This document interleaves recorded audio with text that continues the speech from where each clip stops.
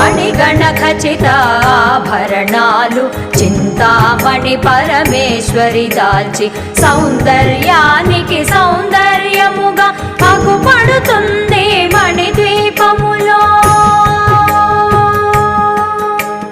పరదేవతను నిత్యము కొలిచి మనసర్పించి అర్చించినచో అపారధనము సంపదలిచ్చి మణిద్వీపేశ్వరి దీవిస్తుంది.